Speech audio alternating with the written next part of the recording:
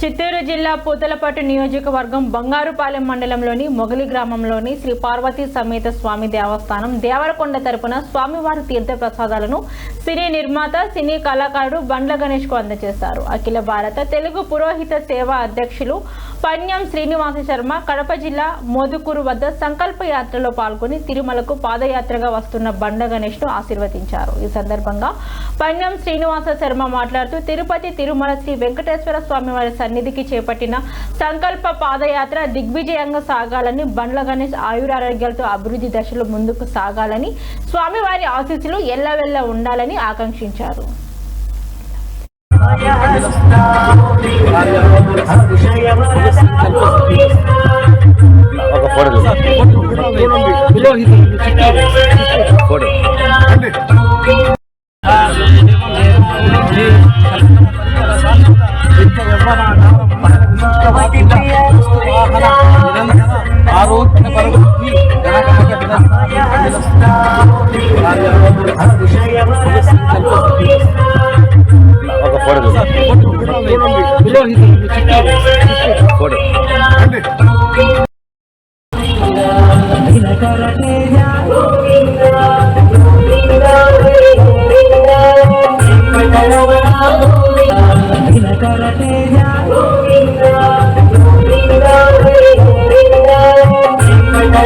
Hello.